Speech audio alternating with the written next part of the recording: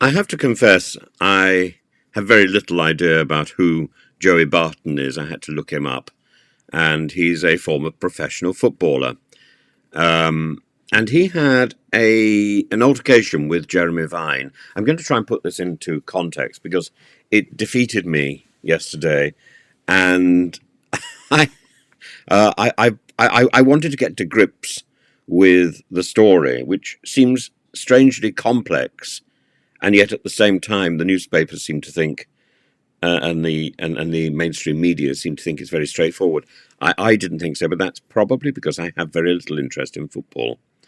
And um, this goes back to 2014, and there was an incident on the BBC Two's Jeremy Vine show where Barton was a guest, and during the interview, Barton made controversial remarks about a football club called Queen's Park Rangers, and he called their fans deluded, and Jeremy Vine challenged him on these statements, and this led to a heated exchange.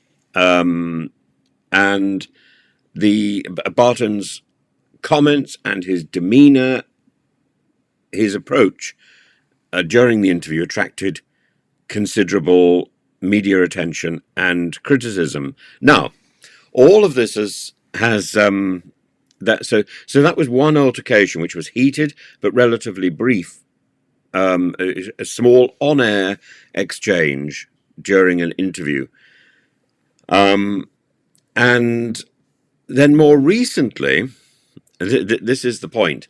More recently, Barton. So probably there's some personal animosity that comes from that first exchange.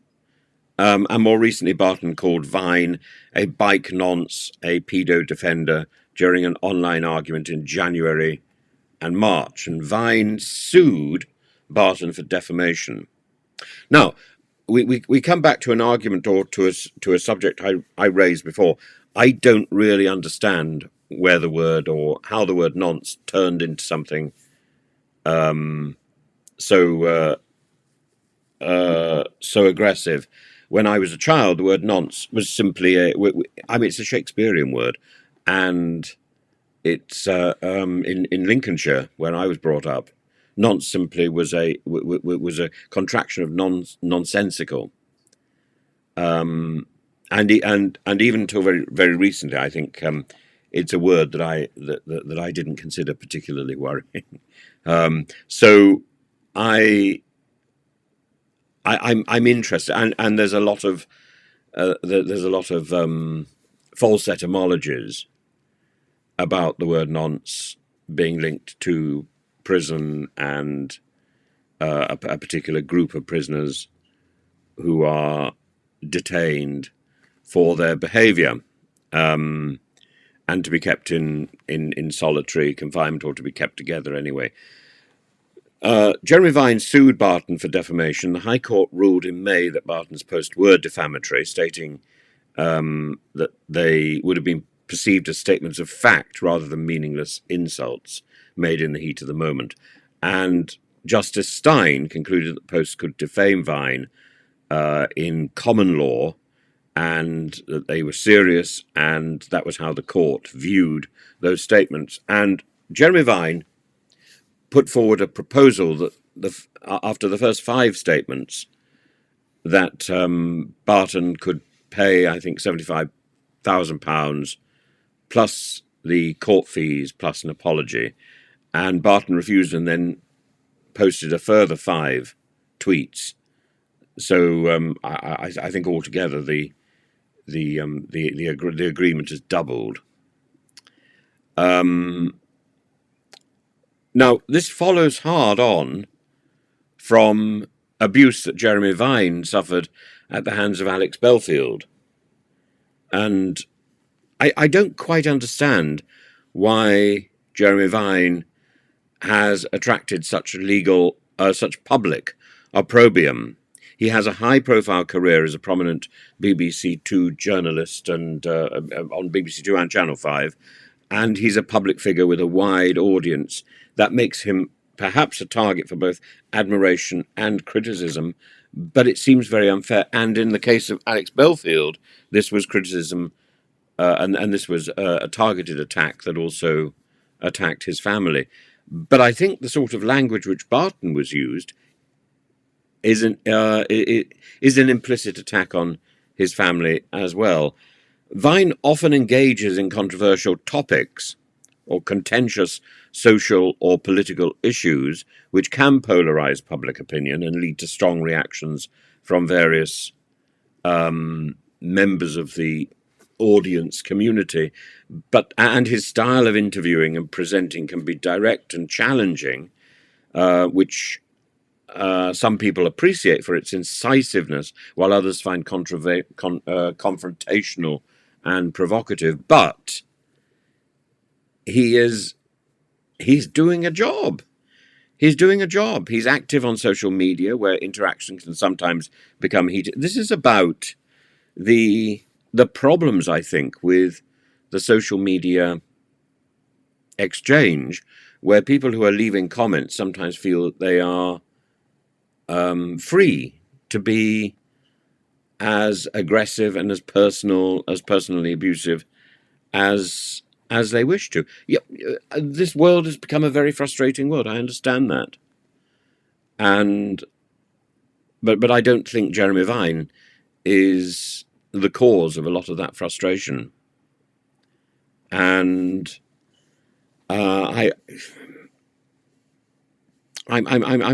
terribly sorry about the nature of the abuse, the fact that there is abuse, and the legal consequences. And I think that the public reaction to all of this, I don't think it's an opportunity for us to sit back and just fold our arms and say, oh, that's very interesting. I think it's something that we can learn from. I think it's about learning a lot more respect, and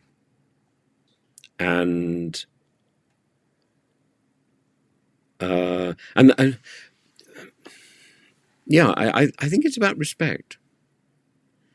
And while I can concede that there are people who are directly involved in changing the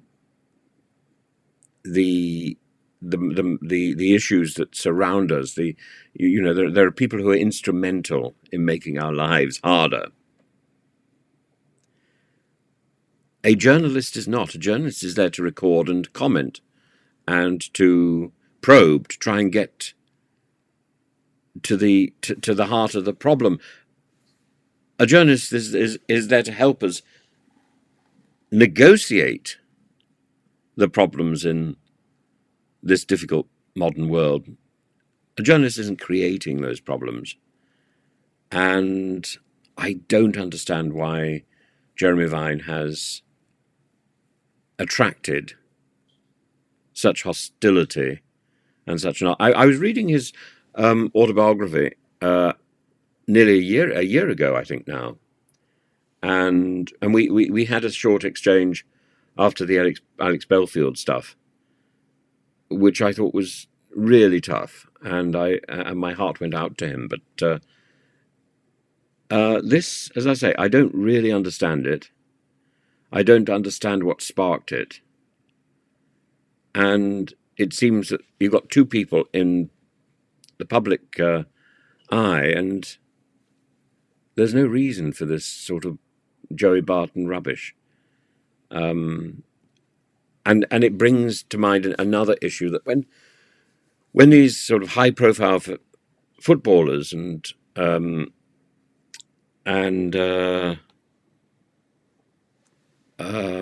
games players, Andy Murray is another,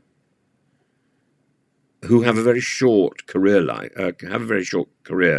they have a very short shelf life doing what they do intensely. What happens afterwards?